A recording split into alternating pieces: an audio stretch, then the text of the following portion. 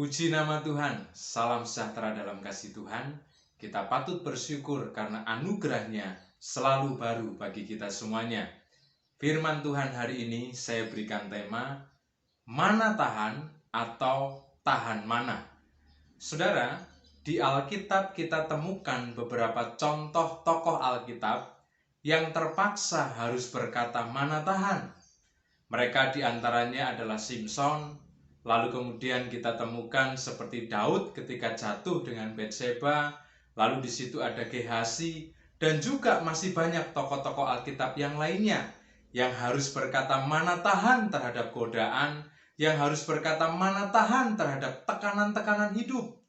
Jadi saudara, kita perlu perhatikan supaya kita tidak mengikuti jejak dari tokoh-tokoh tersebut. Dan lalu ada beberapa tokoh yang membanggakan hidupnya dan mereka bisa berkata tahan mana. Di antaranya adalah Ayub yang tahan dengan tekanan-tekanan hidup. Mentalnya, daya tahannya begitu kuat. Lalu kemudian iman kepercayaannya kepada Tuhan tetap kuat. Ada tokoh yang lainnya, misalnya Yusuf. Dia kuat dengan godaan-godaan moral. Dia kuat dengan tekanan hidup. Dan juga imannya tetap kuat kepada Tuhan. Dan masih banyak tokoh-tokoh yang lainnya. Ada Daniel dan kawan-kawan, Rasul Paulus, para rasul yang ada di dalam kitab Perjanjian Baru. Mereka adalah orang-orang yang berani berkata, tahan mana, baik terhadap godaan moral maupun tekanan hidup dan juga persoalan-persoalan yang lainnya. Nah saudara, kita mau perhatikan fokus kepada Injil Matius pasal yang kelima, supaya saya dan saudara bisa mengikuti jejak-jejak dari tokoh yang berkata, tahan mana. Kita harus bisa bertahan, kita harus kuat, dan jangan sampai kita berkata, mana tahan. Yang pertama saudara, ada di dalam Matius pasal yang kelima, ayat yang ke-28 dan 29. Demikian firman Tuhan. Tetapi aku berkata kepadamu, setiap orang yang memandang perempuan serta menginginkannya, sudah bersinah dengan dia di dalam hatinya. Maka jika matamu yang kanan menyesatkan engkau, cungkillah dan buanglah itu, karena lebih baik bagimu jika satu dari anggota tubuhmu binasa, daripada tubuhmu dengan utuh dicampakkan ke dalam neraka. Yang pertama yang kita peroleh dari Alkitab adalah manajemen panca indera. Saya dan saudara memiliki panca indera, dan panca indera itu adalah jendela untuk masuknya segala sesuatu, untuk masuknya informasi. Oleh karena itu, manajemen panca indera ini penting sekali, karena semua yang akan masuk di dalam diri kita tergantung dari panca indera kita.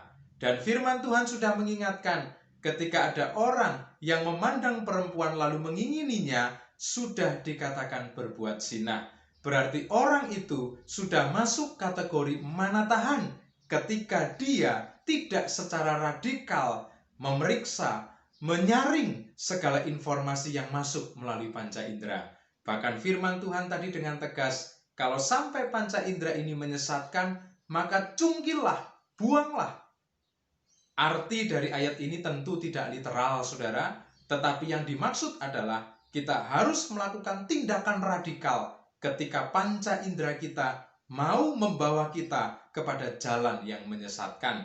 Ketika panca indera kita sudah mulai suka dengan hal-hal yang kemudian membuat saya dan saudara berkata mana tahan.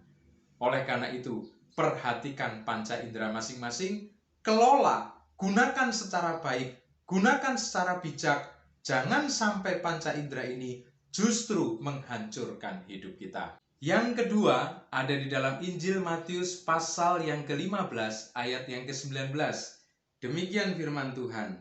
Karena dari hati timbul segala pikiran jahat, pembunuhan, persinahan, percabulan, pencurian, sumpah palsu, dan hujat. Saudara, hati dan jiwa tidak bisa dipisahkan. Dan di dalam jiwa ada pikiran. Pikiran ini bisa memproduksi hal-hal yang baik, bisa memproduksi hal-hal yang jahat, tergantung dari rangsangan yang masuk melalui panca indera. Kita sudah membahas tadi manajemen panca indera, Kita harus menseleksi hal-hal yang boleh masuk melalui panca indera. Kita harus berani secara radikal untuk menolak hal-hal yang akan menghancurkan, yang akan merugikan hidup kita. Jadi saudara, pertahanan yang kedua adalah pikiran. Kita ingat cerita Adam dan Hawa ketika iblis berulang kali menggoda mereka, memasukkan dengan doktrin-doktrin palsu, maka semuanya berproses di pikiran. Jadi yang kedua adalah manajemen pikiran. Kita harus bijak menggunakan pikiran. Kita harus benar dan tepat menggunakan pikiran. Jangan sampai kemudian pikiran itu memutuskan untuk melakukan hal-hal yang salah. Semuanya tergantung dari rangsangan yang masuk melalui panca indera dan juga tergantung dari kemampuan kita untuk memilah mana yang baik dan tidak baik yang ada di pikiran kita.